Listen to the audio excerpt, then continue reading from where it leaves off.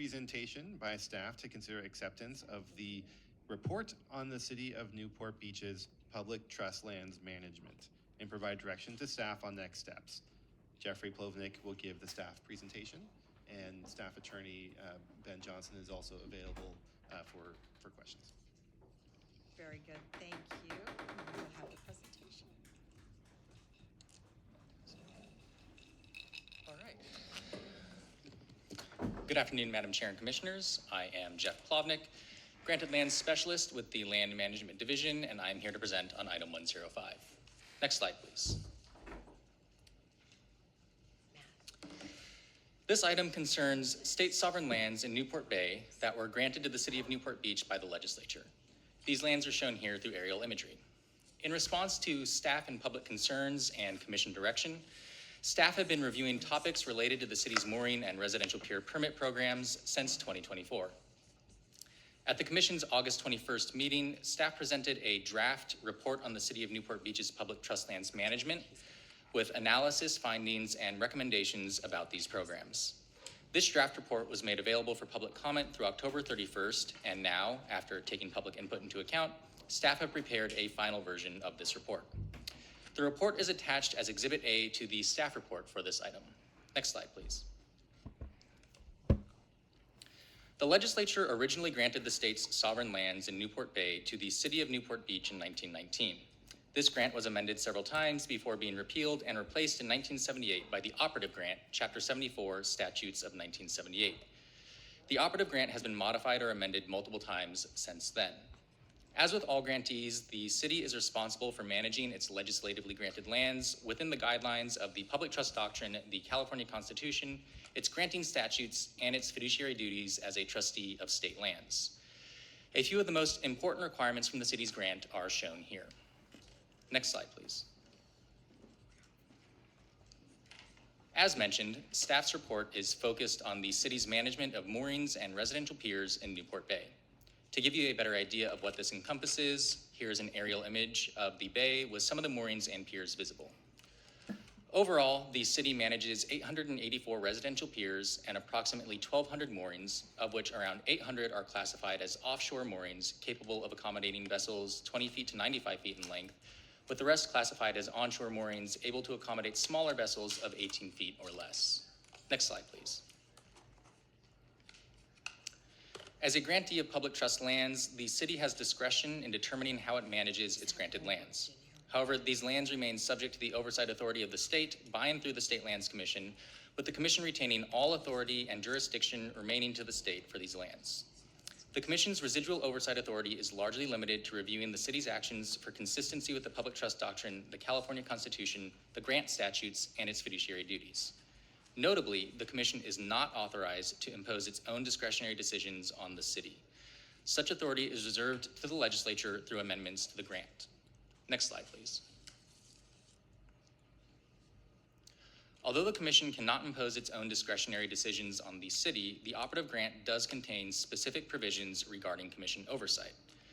For example, per the grant statute, the Commission can recommend grant statute amendments to the legislature and can institute a formal inquiry to determine if the terms and conditions of the grant statute, and any amendments thereto, have been complied with in good faith.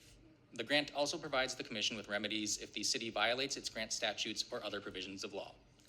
For example, in the event of such a violation, the Commission is to report to the legislature, which may then direct the Attorney General to bring litigation to revoke the grant or compel compliance. Or similarly, after holding a publicly noticed hearing at which the city has been given an opportunity to defend itself, the Commission may formally request the Attorney General to bring litigation against the city to resolve a violation. Next slide, please. As mentioned, staff released the draft report on the City of Newport Beach's public trust lands management for public review and comment in advance of the August 21st, 2025 Commission meeting. Taking into account public input, staff has now prepared the final version of this report with minor changes to several sections and the addition of a section discussing residential pier subleasing. Staff has also prepared responses to public comments attached to the staff report for this item as Exhibit D. Staff's report is focused on the city's discretionary actions regarding both mooring permits and residential pier permits and how these actions were explained, or if they were explained at all, taking into consideration the city's legal obligations as the state's trustee. when the city's actions appear to conflict with its legal obligations to the state, this report identifies the potential legal violations so that the city may review its management, provide responses, and make corrections as needed. There are other topics related to the city's granted lands management that are not discussed in this report or which have not been addressed in a comprehensive manner. The intent of this report is to provide the city with guidance for how it should approach granted lands management issues, even if such issues are not directly or comprehensively addressed by this report.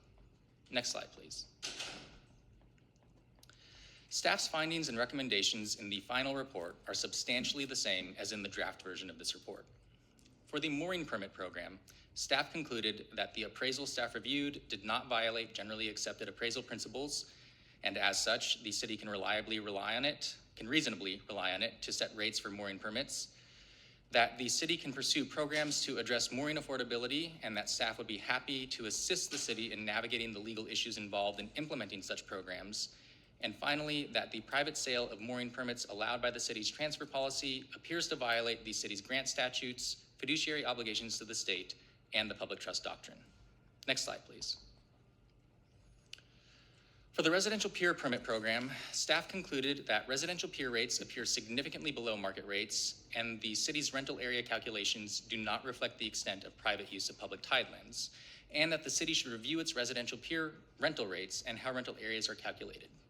Staff also concluded that the city should investigate residential pier subleasing in Newport Bay, evaluate its existing policies regarding residential pier subleasing, ensure that the Tidelands Fund is being appropriately compensated for residential pier subleasing profits, and explore how to more effectively track and enforce residential pier subleasing restrictions. Next slide, please. As it is the most substantive addition between the draft report and the final report, I would like to elaborate a bit regarding the subleasing of city-managed residential piers. First, staff would like to thank members of the Newport Mooring community for bringing this to staff's attention, as it was not addressed in the draft report, but in response to public comment, staff looked into pier subleasing, and this investigation revealed significant concerns.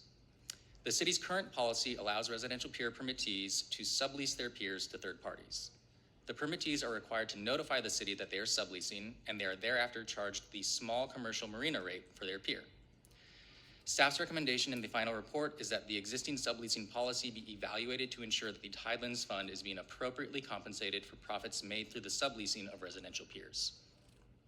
As an example of what the subleasing profits might look like, if we use the average pier area of 1,116 square feet and apply the current small commercial marina rate of 99 cents per square foot, then we get an annual rent of approximately $1,105 for an average-sized subleased pier.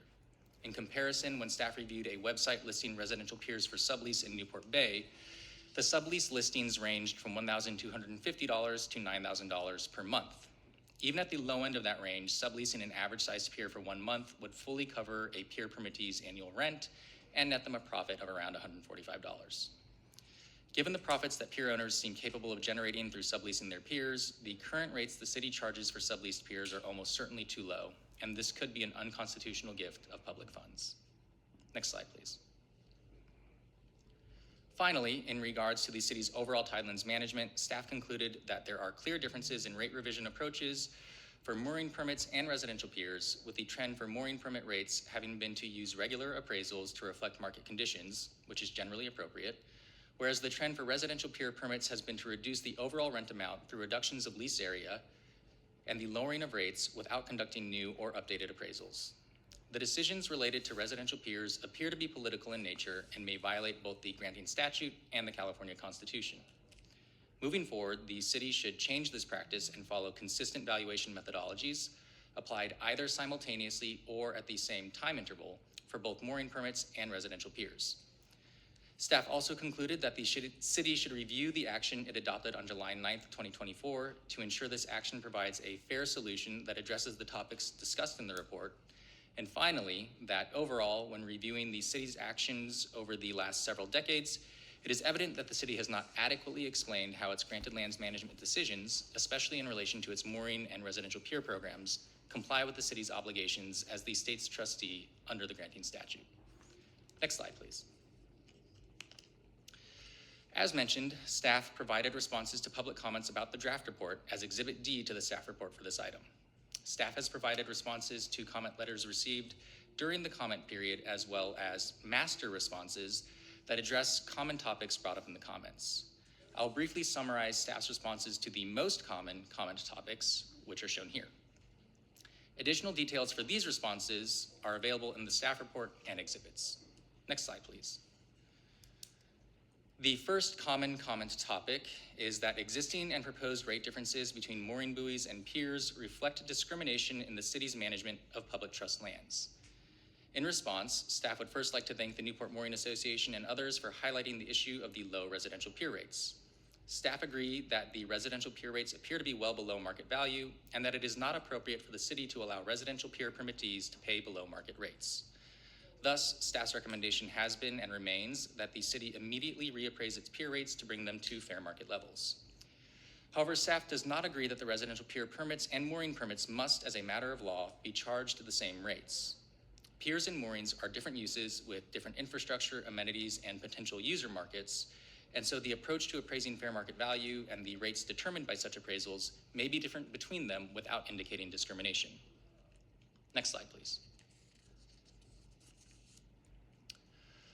The second common comment topic is that the city's 2023 appraisals should not be used in setting mooring permit rates. In response, staff reviewed the city's December 2023 appraisal and determined that it does not violate generally accepted appraisal principles or methodologies, and relying on it does not violate the grant or any other part of California law. Thus, this appraisal is a reasonable way to determine fair market rates. However, this is not to say that other appraisals that arrive at different rates could not also be reasonable. Nevertheless, it is not the Commission's role to mandate which appraisal the city uses. I'm so sorry, then why do you say here the 2023 appraisal should not be used? That was the topic, the comment topic. I'm sorry. Not a problem. Okay, Thank you for clarifying. Next slide, please. The next comment topic that we received is that changing the mooring permit program will result in the loss of affordable access to Newport Bay.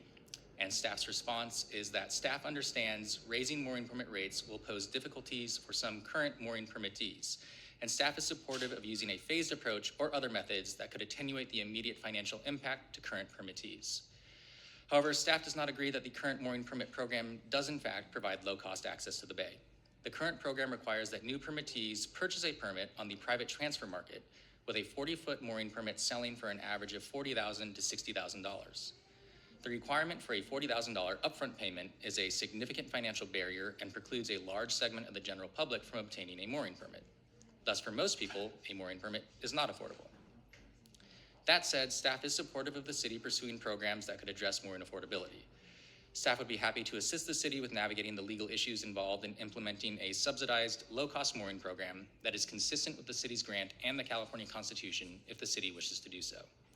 At a high level, such a program would need to be carefully developed with respect to determining who is eligible for the subsidized rates and the term length for the subsidized permits, and also would need to ensure that the program provides broad public access to the city's public trust lands instead of simply subsidizing rates for a select group of individuals. Next slide, please. The next common comment topic is that mooring permittees do not profit from selling their mooring permits. Staff's response is that in regarding to mooring permit sales, a net profit is not necessary to implicate the concerns contained in the report. Therefore, even if mooring permittees are not making a net profit when selling their permits, this does not mean that they are not profiting from their use of the city's public trust lands. Even simply defraying costs that would otherwise be borne by the permittees represents a subsidized use of publicly owned property for private benefit and supports staff's conclusions in the report. Additionally, based on calculations provided by the city, net profits are often derived from mooring permit sales.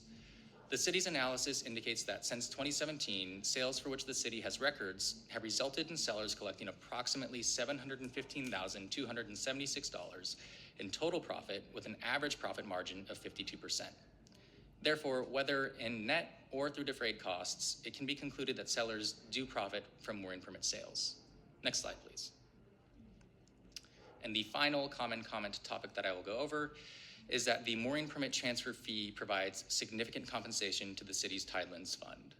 Staff's response is that ultimately, it does not matter how much revenue the transfer fee might generate. As mentioned, the existing transfer policy appears to violate various provisions of law, and revenue generation does not justify or excuse actions or programs that are legal violations. Additionally, staff does not agree that the permit transfer fee results in significant revenue for the city's Tidelands Fund. According to city records, in 2024, the city received $72,678 in revenue from mooring permit transfer fees, while $2,536,200 was paid to private parties for mooring permits sold on the private market. The transfer fee revenue received by the city in 2024 was approximately 2.87% of what was paid to private parties for permit transfers and accounts for 0.29% of the city's total Tidelands Fund revenue. In staff's opinion, this does not represent a significant source of revenue to the Tidelands Fund. So that briefly covers the most commonly brought up public comment topics. For those interested, more thorough responses to these topics and many others are available in the staff report and attached exhibits. Next slide, please. For next steps, staff recommends transmitting the final report to the city, after which staff will work with the city as needed to identify and implement responses to issues raised in the report. From conversations with city staff believes the city understands the severity of the issues raised and is working to address them in good faith. Proceeding with staff's recommended approach means that staff can work collaboratively with the city to address these issues. In staff's experience with other grantees, this approach leads to more expedient and less expensive problem solving. The alternative, which would be to proceed directly to litigation, would place the commission in an adversarial role, preclude collaboration, and be very costly. That said, it is also important to ensure that the city truly addresses the issues discussed. Staff also recommends requesting regular updates from the city on how it is addressing the issues raised. This process will also help make any potential future litigation more efficient by clarifying the issues that must be litigated. If the city does not make progress, staff's next step would be to recommend that the commission formally determine the city is in violation of its grant. This would trigger a hearing in front of the commission where the city can defend itself, and if the commission ultimately finds that the city is in violation of its grant, would trigger a referral to the Attorney General's office for litigation. Next slide, please.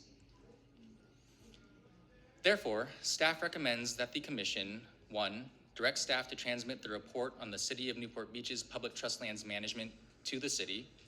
2, direct staff to coordinate with the city and provide the commission with an update regarding the city's progress in addressing problems identified in the report within 6 months, adjusted as needed for the commission's meeting schedule. 3, delegate authority to the executive officer or their designee to recommend that the commission institute a formal hearing pursuant to Chapter 74, Statutes of 1978, and as amended, if staff determines that the city's progress in addressing its public trust lands management issues has been insufficient within 12 months. And 4, delegate authority to the executive officer or their designee to recommend that such a formal hearing be deferred to a later date or indefinitely if the city's progress is sufficient or if staff determines that the city has made a good faith effort to address its public trust lands management issues but needs more time to resolve said issues. Next slide, please. Thank you. That concludes staff's presentation. Staff is available to answer any questions you might have. Thank you very much for that very thorough report. It's been a long journey to get here. And I think we will start with public comment and then have comments from commissioners. So, Michelle, do we have anyone signed up here in person to provide comment on this item? I believe our first speaker is actually on Zoom. So if you can go directly to Zoom. Our first speaker is Bill Kenny. Following Bill is Samantha McDonald. Very good. Bill, would you like to unmute yourself and present your comments? There we go. I apologize. I am unmuted. My name is Bill Kenny, Chair Kounalakis and members of the California State Lands Commission. We appreciate this opportunity to address you today.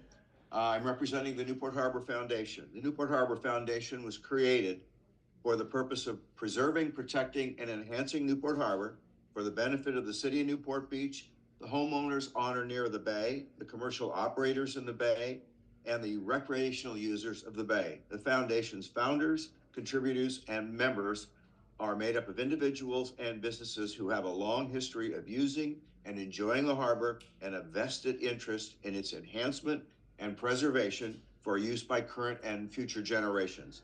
The foundation has reviewed the commissioner's staff report and commends them both for the level of detail and the recommendations contained therein.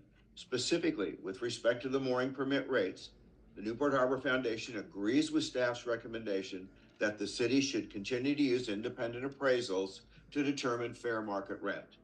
Regarding residential pier and mooring permit comparison, we concur with staff that different calculation methods may be used to determine rates for moorings and residential piers. Likewise, the Foundation concurs with staff's recommendation that the private profiteering resulting from the practice of allowing allowing the sale of mooring permits should cease. With respect to residential pier subleases, we agree with the staff's recommendation that the city should ensure that subleased piers should pay a permit fee commensurate with commercial rates. And finally, we commend the city for creating the mooring license program and are pleased that Commission staff concurs.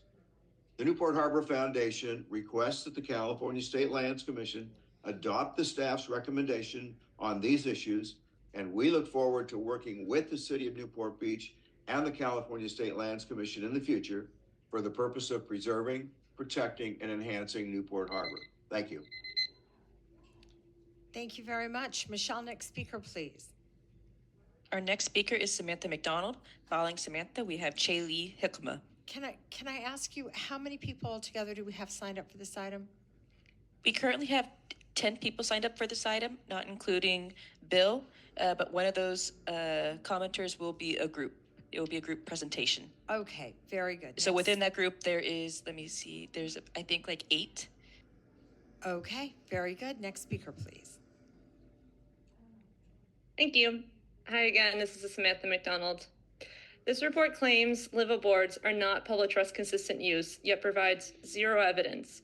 Without evidence, I can only assume staff is referring to the Redwood City case again, which I demonstrated at the October town hall is wrong and misapplies concerns about houseboats in Redwood City to liveaboards in Newport, where houseboats are banned. Dr. Dumlau, you mentioned in an email to me that these report statements are prevailing views among legal experts, but you didn't identify who those legal experts were or where these ideas came from. Chair, you said in the beginning of this meeting that the committee is committed to transparency, and I don't see it for these liveaboard claims. I recognize that staff is spread thin. They said they didn't want to talk about liveaboards, but they did anyways, and they started making broad statements about liveaboards in the report without evidence, and I think that's irresponsible at best and manipulative at worst. It sends a message that the SLC is greenlighting the ability for Newport to kick people out of their homes if they deem them undesirable. Staff also say in the report that even if liveaboards were public trust consistent, which they are, the city has discretion to choose between competing public trust uses. This makes zero sense to me. The public trust use of a person who lives on their boat and sails the Catalina Island 5 times a year is the same as a person who sails the Catalina Island 5 times a year and lives on land. The city has discretion to choose between different public trust uses. It does not have discretion to eliminate one group of recreational users versus another for doing the exact same activity, especially when there are over 100 empty mooring balls at any given time and a mere 50 or so liveaboard permittees who do not impede on boating recreation for others. Do not accept this report as it stands, and I please ask that if you want to evaluate liveaboards, please remove the claims about liveaboards in this report and request an Attorney General opinion specific to liveaboards in Newport Beach, as I outlined in my letter. Please read this letter and take these into account with edits to this report. Thank you. Next speaker, please, Michelle. Thank you. Our next speaker is Chay-Lee Hickma. Following Chay-Lee, we have George Hickma. Hello. Hello, good afternoon, commissioners. Can you hear me? Yes, we can. Please proceed. Okay, thank you. My name is Chay-Lee Hickma. I'm a Newport Harbor mooring permit holder, and I urge you to not accept the staff report 105. Mooring permit holders have made huge efforts to thoroughly inform this commission about the systemic inequities we've endured for years. Now the city of Newport Beach wants to end mooring transferability again, singling us out because it has always and will always allow the transferability of permits for homeowner docks and permits given to marina owners. It has also approved an outrageous 300 to 500% mooring fee increase, again, just for us, even though residential pier permit holders pay considerably less fees for their docks and nothing for the boats tied to them. I suspect the city's intent is to force us out, to further gentrify Newport Harbor, and to move forward with some unknown to us future plan for Newport Harbor. The State Lands Commission's mission statement informs us that you will provide the people of the state of California with effective stewardship of the lands, waterways, and resources entrusted to its care based on the principles of equity. It is not my intention to question your integrity. However, since equity means fairness or justice in the way people are treated, I'm having a difficult time reconciling the disparity between my expectation that this commission would stand by its words on behalf of mooring permit holders who have clearly been treated unfairly, and my concern that you've essentially condoned the financial and regulatory discrimination that Newport Beach policymakers have perpetrated and continue to commit against us, while wealthy residential pier permit holders and yacht club members enjoy the luxury of not being the targeted users of Newport Harbor's public tidelands. Please choose to protect and promote low-cost public access in Newport Harbor. Thank you for your work. Thank you very much. Michelle, next speaker, please. Our next speaker is George Hilkema. Following George, we have Jim Palmer. My name is George Hilkema. I've been a mooring permit holder and board member of the Newport Harbor Mooring Association for 35 years. In 2 days, I'll be 90 years old. While I'm generally not one for regrets, I must tell you that I wish I could get back the uncountable hours I've spent addressing the issues of mooring permit fee increases and the threat of mooring permit revocation. If the city of Newport Beach ends mooring permit transferability, it will ruin our ability to recoup some of the money we paid for our permits, and it raises mooring rates to amounts that are unaffordable for most. It will make selling our boat nearly impossible. These are serious threats to our financial security, which may substantially hurt us in our retirement. It is a fact that Newport Beach has biased policies that give financial favor to residential pier permit holders. It is also a fact that both moorings and private residential piers are self-installed and self-maintained and used as places to park boats. We are like users, but those with private docks pay a fraction of the fees we pay for their docks, and they pay no fees at all for the boats tied to them.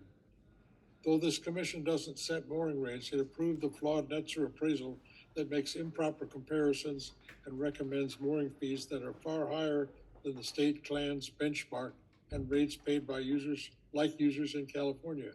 I submit that if the equity is truly your mission, it is imperative that a new appraisal by one firm comprehensively and simultaneously addresses residential pier rates and mooring rates.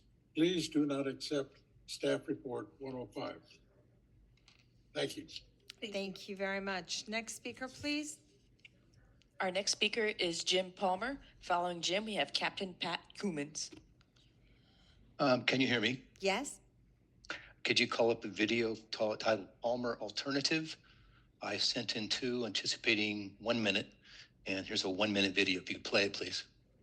Hello, and thank you for what you do. My name is Jim Palmer. I'm a Newport Beach mooring permit holder, but not a city resident. Like 60% of permit holders, I cannot vote locally and rely upon this commission to protect our interest.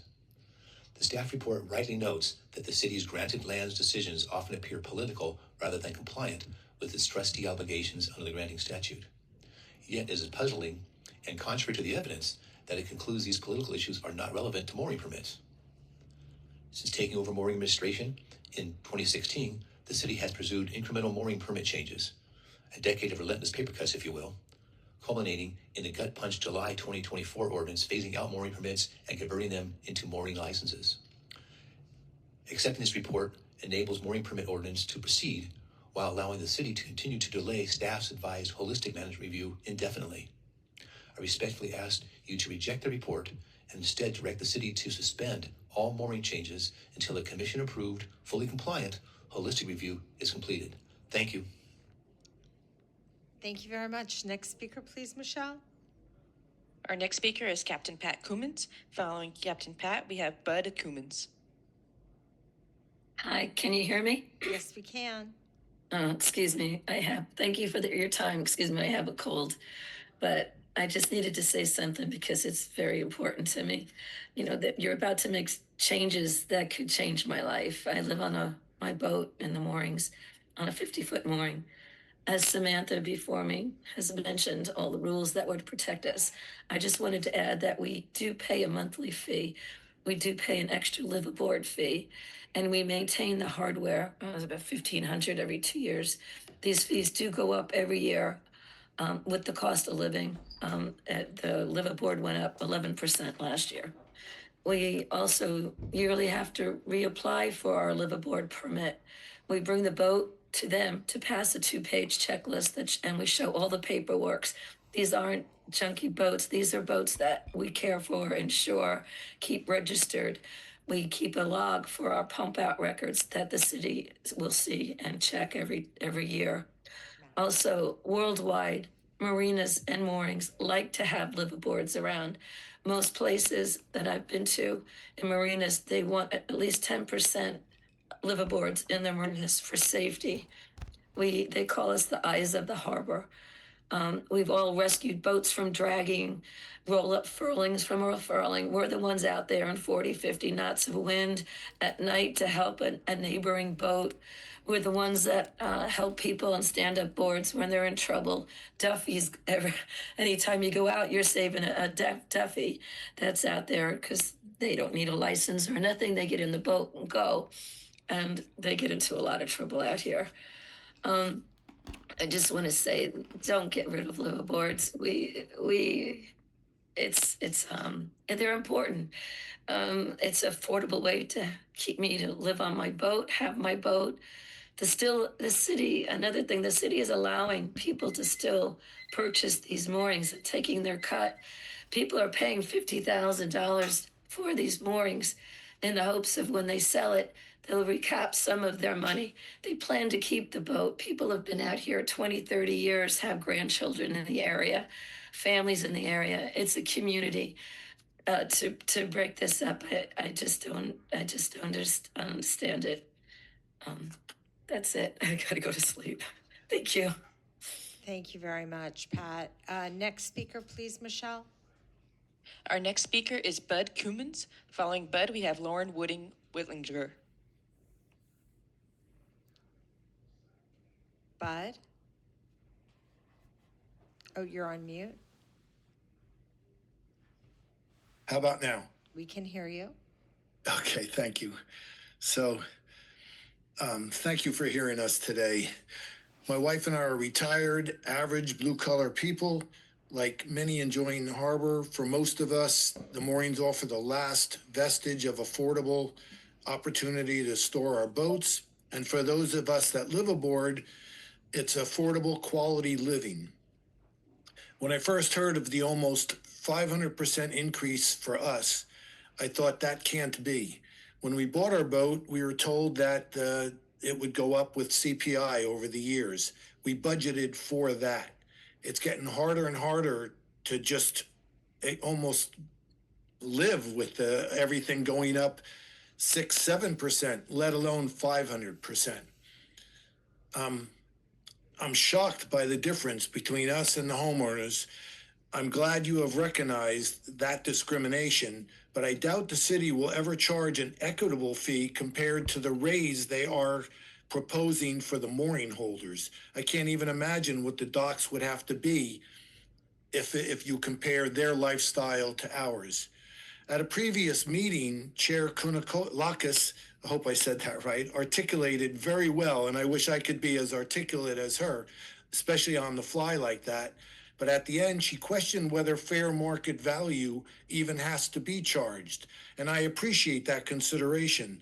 Like the beaches of California, which are free, there could be a fair market value based on other states such as New Jersey, which cost to use the beach. I'm not proposing free moorings, as nice as that would be, but to keep it reasonable to what it's been all these years, at least the 9 years we've lived here and what we expected the increases to be. And liveaboards have probably existed since boating has existed, although that's anecdotable, and it's not something I can prove. Here we have and have to obey strict rules on sewage and Tidelands protections that all other boaters seem to consider mere suggestions. Liveaboards are not a problem. Thank you very much for listening. Happy holidays also. Thank you for your comments, Bud. How many more speakers do we have? I was a little unclear about the group presentation. Yes, I do apologize. We have 2 individual speakers. Following that, we have a group presentation, of which there are 8 speakers in that. And how many minutes are we allocating for the group presentation? For the group presentation, they're each presenting with 1 or 2 slides. So we don't have an estimate on the time limit. Okay, all right, very good. All right, next speaker, please. Oh, and I do want to say after that group, there will also be 1 additional speaker, just to clarify. But our next speaker is Lauren Whitlinger. Following Lauren is Michael B. Spano. Okay, very good. We have a lot of things left on the agenda today, so let's keep going and try to get through everyone. Lauren, please proceed. Thank you. Good afternoon, Chair and members of the Commission. My name is Lauren Whitlinger with the City of Newport Beach. Thank you for the opportunity to address you this afternoon regarding the report on the City of Newport Beach's public trust lands management. The city is committed to updating our mooring and residential pier programs to address the recommendations outlined in the report. The city shares the Commission's goal of ensuring the public tide and submerged lands in Newport Harbor are managed in accordance with the California State Constitution, the Public Trust Doctrine, and the city's granting statutes. We appreciate the time and attention the Commission and Commission staff have put into understanding the city's current programs and providing guidance regarding how the programs can be updated. We look forward to continuing to work with the Commission staff, the community, and stakeholders in Newport Harbor to ensure our programs are updated and implemented in a comprehensive, timely, and transparent manner. Thank you. Thank you very much. Next speaker, please. Our next speaker is Michael B. Spano. Following Michael, we will have a group presentation. Okay, very good. Michael, if you can hear us, please proceed.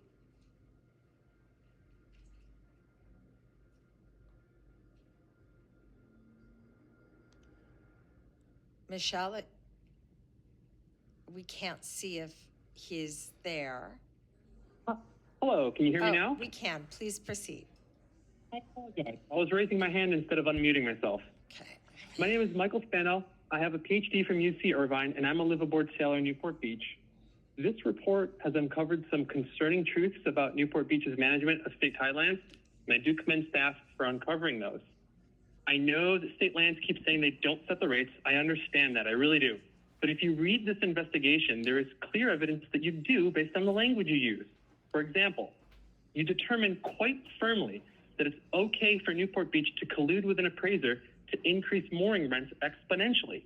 Your staff recognizes that the methodology does not apply the 5% rate of return for moorings as the California state lands would, and that is acceptable.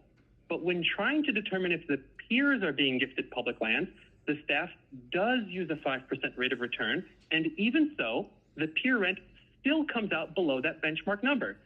Now, if I were the city of Newport Beach, I will have understood that it is okay to charge one group 100% of an appraised value and perfectly fine to charge another group only 5% of another appraised value.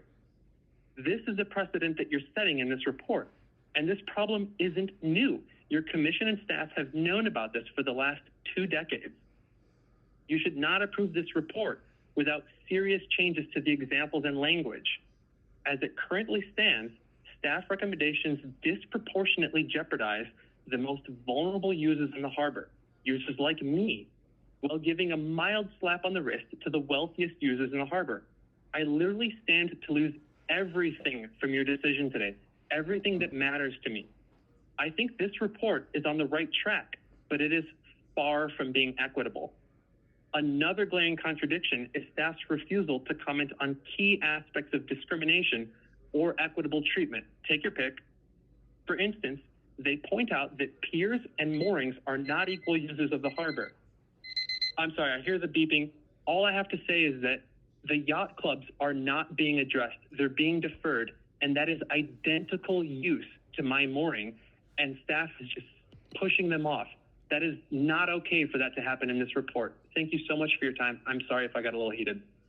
Thank you for your comments. We truly appreciate hearing from you and from everyone who has spoken so far. And now, Michelle, you have several folks together are making a virtual presentation. Is that how Yes. this is going to go?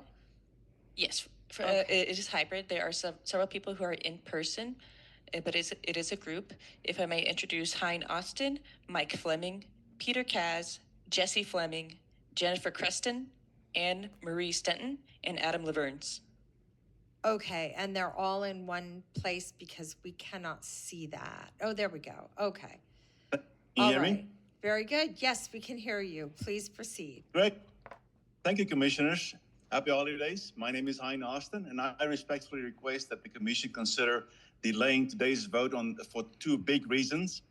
Reason number one, there are at least 7 instances in which the State Lands Commission and the Coastal Commission have stated that to achieve equity among Tidelands users in Newport Beach, the issues before you should be addressed simultaneously, comprehensively, and at the same time, instead of months and years apart.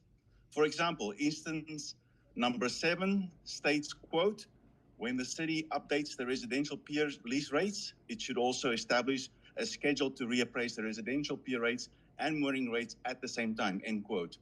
Despite this clear direction, the actions proposed today do not reflect simultaneous or comprehensive treatment. Slide 2, please. Reason number 2, public records show that the city have complied with the State Lands have not complied with the State Lands Commission's guidance to align the timing and the mooring rates and residential pier rates at the same time. An RFP was issued in March 2025, and 4 bids were submitted by April 1, each identifying appraisal timelines ranging from 28 to 75 days. In addition, a purchase order and related invoice connected to these efforts are already several months old. These records demonstrate that the valuation could have been completed concurrently, fully consistent with the Commission's stated expectations. For these reasons, I respectfully ask that the Commission keep its word and ensure that the valuations be addressed simultaneously and comprehensively. This is a fundamental need to fairness and consistency and transparency for the people of California. Thank you for your time. Thank you. And then our next speaker is also there. Is that correct? Or Michelle? Sorry, our next speaker is Mike Fleming. Following Mike will be Peter Kaz. Okay. Mike? Yeah, can you hear me? We can. Please proceed. Okay. I guess we've heard this story again and again and again about the unequitable way that the waters are being managed. And just the fact that the houses are stacked so close together, there's huge areas of the harbor where you have no access whatsoever. And they're not even paying for that access. Not like we're paying. It just seems almost insulting to value something so primitive as a mooring compared to a dock with a barbecue or picnic table and the awning, et cetera, and access right to your home. I find it hard to believe that if you can't set the exact prices, that you would consider a ratio of 2 to 3 to 1 for a dock in front of $1 million home compared to what we have to do in the rain to get out to our mooring. And I just can't imagine that it would be so upside down that a mooring would be costing more than a dock in front of a home. And that's all. Thank you. Thank you. Our next speaker is Peter Kaz. Good afternoon, Madam Commissioners. Slide 6, please.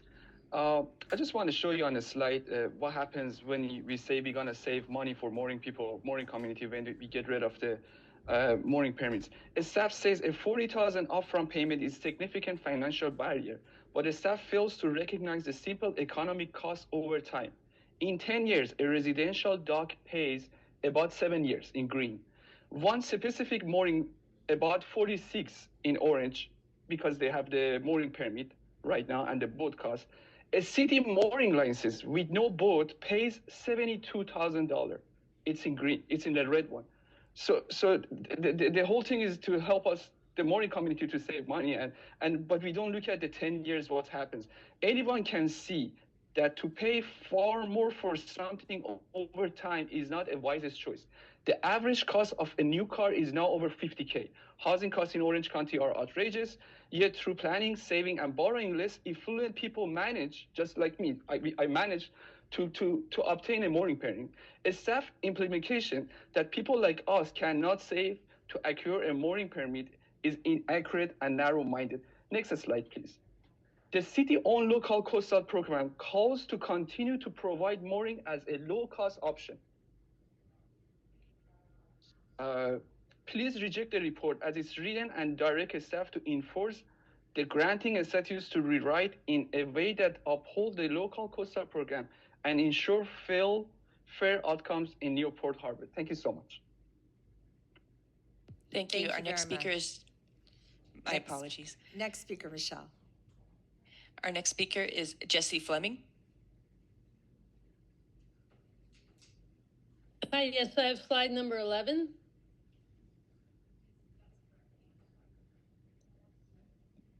Thank you for listening to me. I'm a liveaboard in Newport Beach. Slide number 11, please. You were right the first time. Okay. Great. There we go.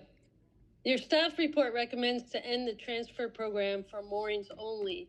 Meanwhile, a multi-million-dollar waterfront home will retain permits for their pier, which they pay little or nothing for. The mooring transfer program has successfully provided lower cost access to the harbor for generations. We have been here since the 1980s. Ending it would place an undue burden on working class boaters who will not be able to recoup their deposit. As I repeat, deposit. I just heard your staff say that buying a mooring for $40,000 is not low cost.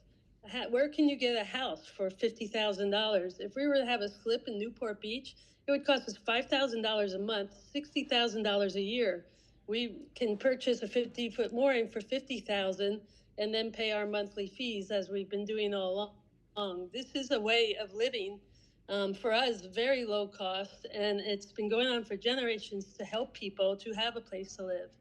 So it would be undue burden for all of us. If the city wants to own the moorings, they could go with their 2022, as you see in this report here, and they could plan to legally acquire these moorings by purchasing them back from the members of the public as they become available. This would be far more equitable an outcome for the mooring holders than just having our legally acquired permits taken away from us. However, if the state land staff does not make this recommendation, the Newport Beach will highly unlikely do it on their own. I'm asking you, please, please do not accept the report as it is written. I beg you to direct your staff to revise this report and make it fair for all of us. The city had a plan in 2022 that would work. I'm trying to give you options here that we can make it fair for us all. Thank you so much. Thank you. Next speaker as part of this presentation. Our next speaker is Jennifer Creston. Jennifer, please proceed. Oh, you're here. Hello, Jennifer. Please approach the podium. Yes. Okay. I think it's on, is it? It's on. Oh, no, it's not. Now Okay. it is. No, it is. Okay. Hi, my name is Jennifer Creston, and thank you very much for being here today to listen to us. I'm a sailor in Newport Beach, and I had a slide, my slide 9, there it is, shown at previous meetings. The city of Newport Beach, knowingly and willingly, went against state lands practice in 2015 by gifting boats or berthing spaces to Newport's residential Tidelands users, among them local policy and decision makers. And the following was a quote from the city of Newport Beach at that time, quote, "As to whether the SLC will deem our actions, especially related to water in the U part of the mooring, of the dock rather, the Tidelands Trust, that is unknown," close quote. Next slide, please, slide 10.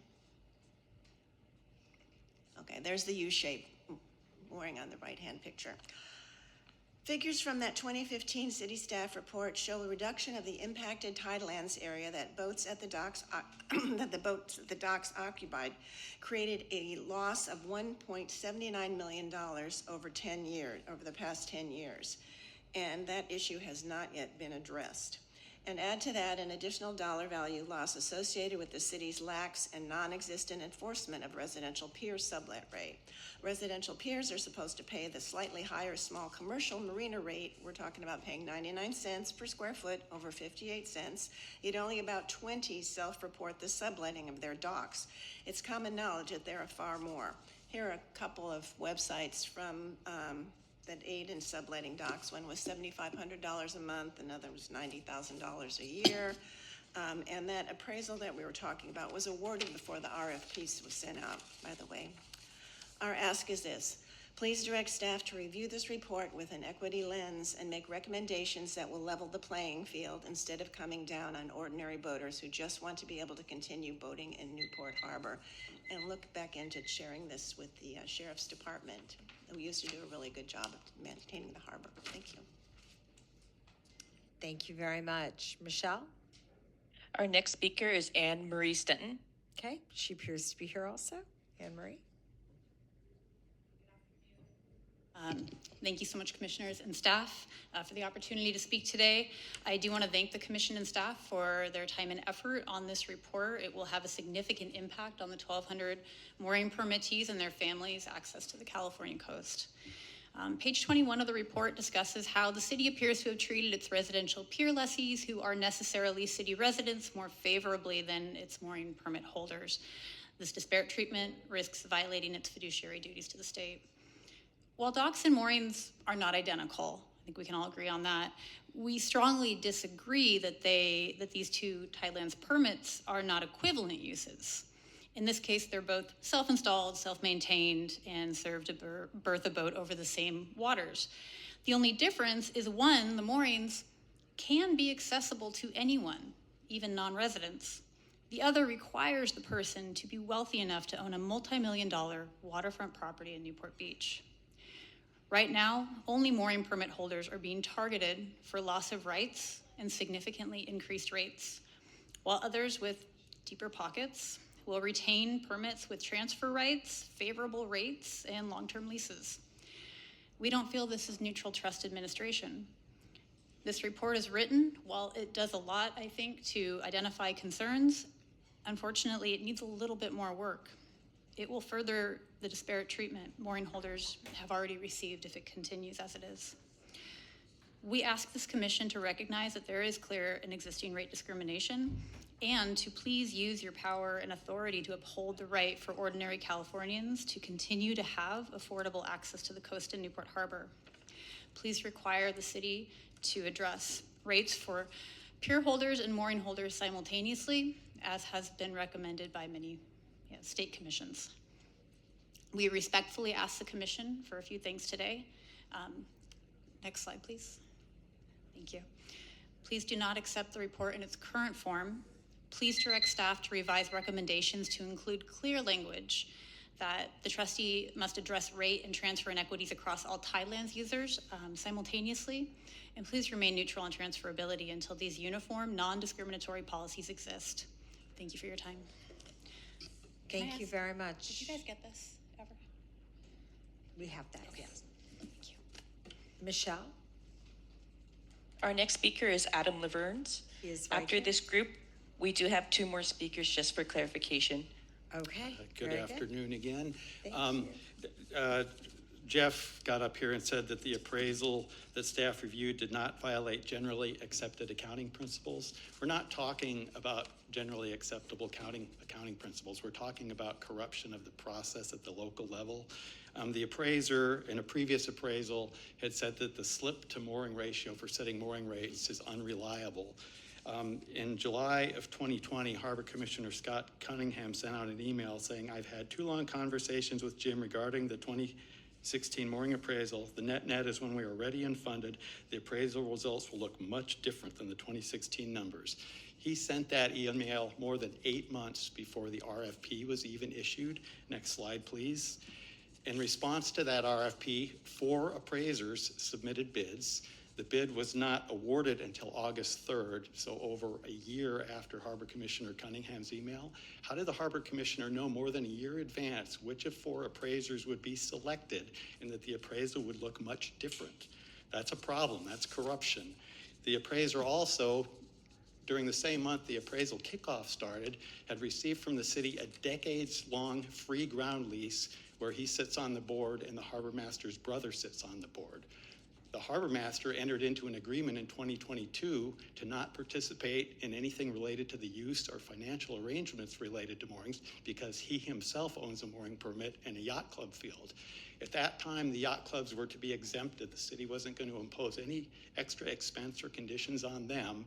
And the harbor master, there's emails obtained through public records requests where he's driving up the appraisal prices, telling him to, well, price a 25-foot mooring at a 30-foot rate, price an 18-foot mooring at a 20-foot rate. This is clearly wrong, and I don't think state lands should endorse that level of corruption by a trustee. And then I am available for questions. Thank you. Michelle, that's the end of this presentation, is that right? Yes, from our understanding, that is correct. Okay, so let's proceed with. We do have 2 more comments, one of which is the chair of Harbor Commission for the city of Newport Beach. All right. Why don't we take him or her last, and then, because there might be a response to some of these comments. Can we do that, if they agree? Yes. Okay. Yes, our next speaker is the commenter with phone number ending in 105. If your phone number ends in 105, you can unmute yourself and make your comment now. Please identify yourself. Hello, thank you. Hello, I'm Mark Mathewson. I'm a Newport Beach mooring permit holder. Very good. Thank you for taking the time to listen. Thank you for taking the time to listen to members of the public that will be directly affected by the rule and rate changes that are being proposed. The main reason I'm speaking today is based on draft report 66. There's one paragraph on page 32 of your 35-page report where staff clearly states that the current mooring permit holders stand to lose the money we have spent to obtain our permits by no fault of our own, but by simply following the rules which are already in place. Page 32 reads as follows, quote, "The city should end its program of allowing private mooring permit sales.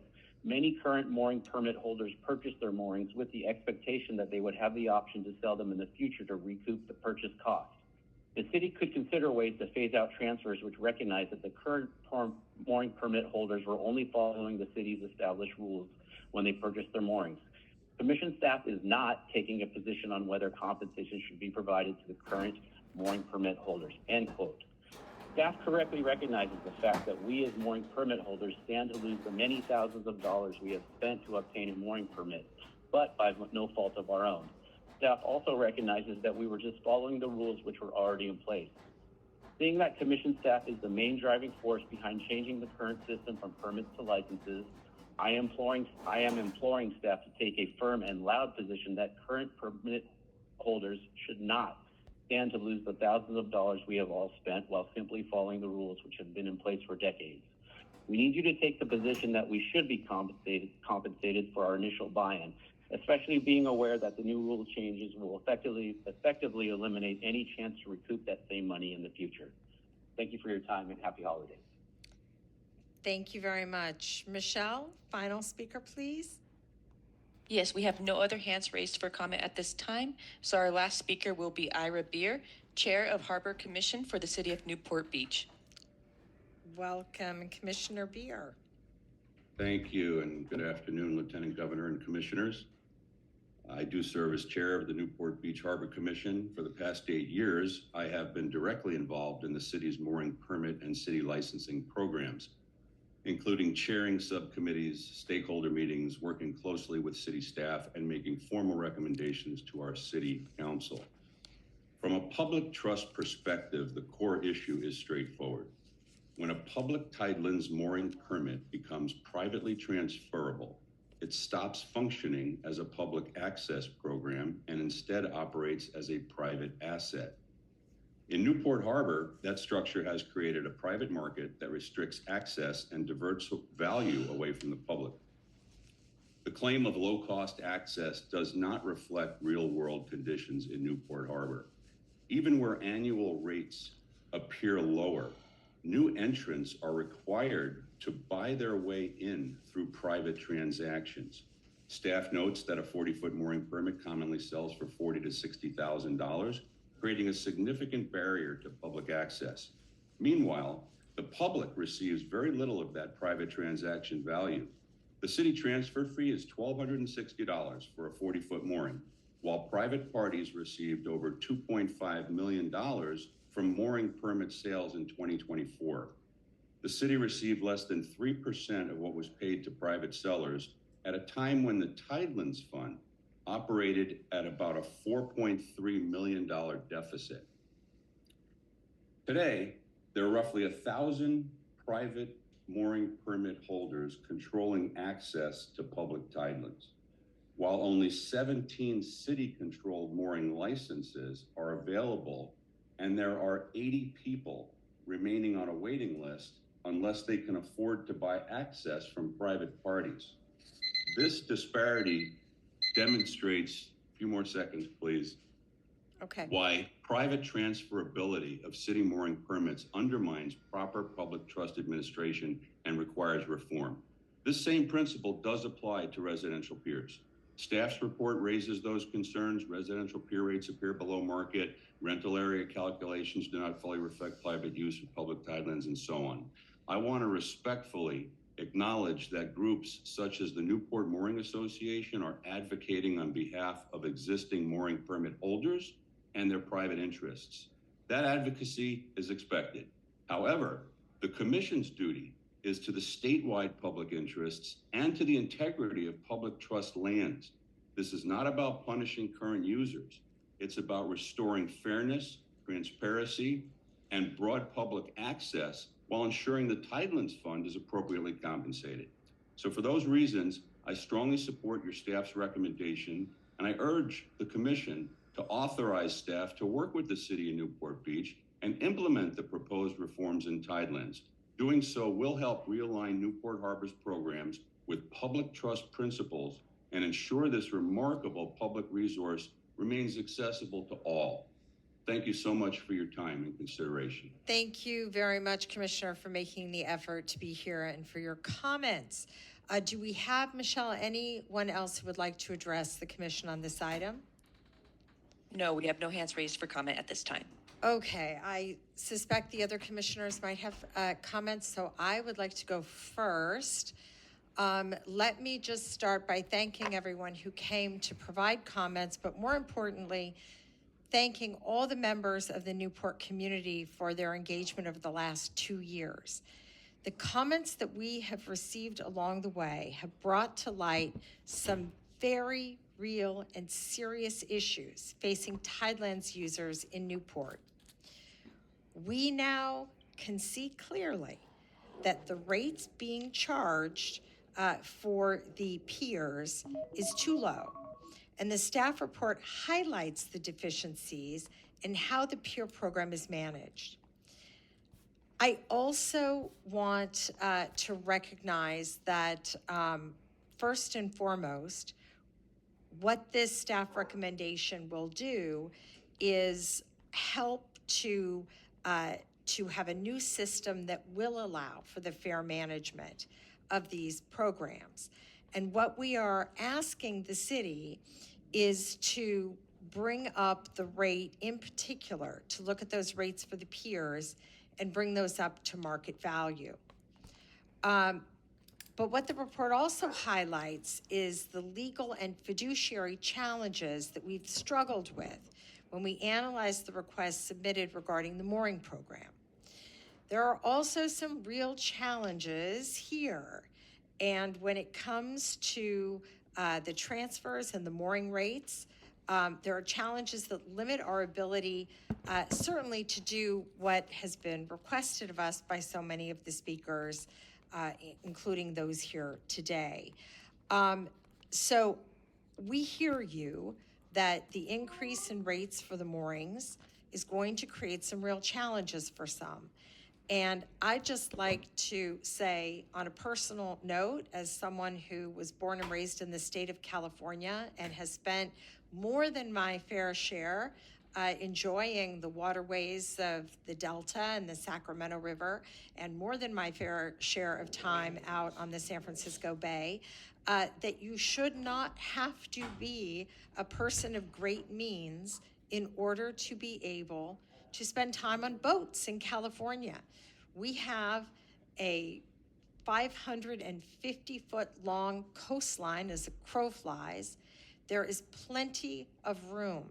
And when I am reminded of this, every time I get on an airplane and look down, it especially bothers me that the rates for moorings in a place like Newport Beach are driven by supply constraints and by demand for too few moorings. That is not the same as charging rates that are based on impacts rather than just a lack of supply that drives up these prices. So as we have said now multiple times, it is for the city to take our report and to address the concerns that we've raised and come up with a plan that we will continue to participate in as they finalize it. But what is my hope, because truly this is the beginning of the next phase of this process, is that anyone, in particular anyone who is currently living on a boat on one of these moorings, who does not have the financial means to pay the increased rates, that you prioritize those folks to ensure that no one is going to have to lose their livelihood as a result of these changes. And I would like to implore our staff to again recognize that very often it's supply constraint or demand that is driving value and not impacts. And therefore, we should be very careful about increasing rates on all of these things purely, piers as well as moorings, purely based on the appraised value alone. And to the degree that we are bound legally, we should have robust programs to make sure that there is no one, certainly not those who have, as we've heard, for many years occupied these locations, would as a result lose their ability to continue to enjoy these moorings and piers. So that is my comment, and I will move to adopt the report when the time comes. But first, commissioners, do we have other comments? Commissioner Pearl. I'll be brief, but I do want to just echo the comments from the Lieutenant Governor as it relates to, well, one, appreciate as always the individuals coming forward and taking your time to let us know how some of these recommendations and some of the work that has been going on with the city has been impacting you personally, and do want to just appreciate that. I again thank staff. I know this has been a long journey, and staff I think has been very, very thoughtful in how we are trying to approach what is within state lands, what's within our decision-making power to do. And I do want to just, again, underscore, I guess, two things. One, that staff, keep very close with the city through this process. As the Lieutenant Governor says, this is in some ways the beginning of the process for for actual action based on some of the pieces that are included in this report. So just making sure that, again, you know, as staff does, but keeping very close with the city as they start to walk this journey of how to implement some of these recommendations, with obviously frequent updates to us.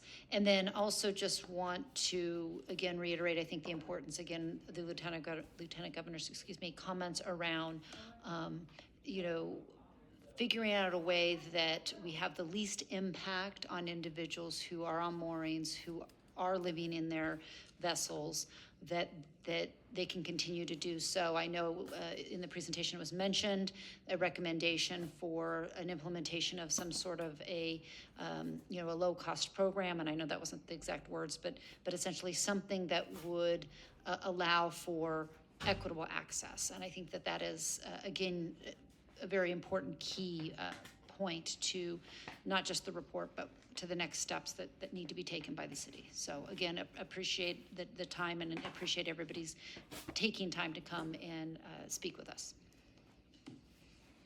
Commissioner Kunkel, do you have any comments or questions? Yes, thank you, Chair. First, really just aligning myself and the controller on behalf of the controller with the comments of my fellow commissioners, and thanking the Newport mooring holders for showing up again and again. And we all agree with you that it's unfair. It's disappointing that the mooring rates were increased without consideration of an increase to pier rates. I want to elevate what Lieutenant Governor was saying about the rates based on impacts. I have spent time in the Newport Bay renting boats, and I think it was Mike's slide that really dug it in for me. Having a residential pier there is permanently blocking access to the coast, as opposed to moorings, which when I got out on the water, you just have to navigate around them. It's really, when we talk about public access and protecting public access for the people of California, the most important part is just accessing it in the first place, just getting there. And when we have residential piers that are blocking that access, I think that needs to be accounted for when we calculate these rates. So I think that the staff report does a great job of summarizing the inequities, and we're ready to accept the submission of this report to the city. I do have a question. I'm curious. So I understand the timeline is we're giving them 6 months to respond to this, but this has been going on for 2 years. Is there a way, Dr. Doomlau, that we can get a response from the city at an earlier date? Just because we're hearing from the public, we're hearing from these mooring holders that there's all this uncertainty around what is going to happen. And I just can't imagine that we'd have to wait 6 months or maybe even 12 months to get a response from the city. And we know, like, the city's been hearing this for the past 2 years. They've had time to start thinking about their response. Yeah. Can we reduce that timeline? That's a very good question, Commissioner Kunkel. I think when we were looking ahead at the timeline, we wanted to make sure there was enough time for comment and engagement between the commission and the city. And so we had thought that 6 months would be a decent amount of time to do that. I think we can certainly push for a faster response. I think that would be appropriate. I think, I imagine the city has been thinking about this stuff for a very long time, and they're not reading this report fresh today. So I think we could probably expedite this process. What do you think is fair? I mean, my first thought is 3 months. And I tell you, I think that we just have to recognize that cities and commissions, people have a lot on their plate right now. So I think staff recommendation is fine with me, but these conversations are ongoing and they should be as transparent as possible. And one thing we can do is provide updates in the executive officer report at each of our subsequent meetings between now and sort of the 6-month window that we had established. So we can provide updates to the commission and the public at our next meeting, which is February. And we have another meeting in April, so we can again provide some more comments then. So that is one other alternative approach.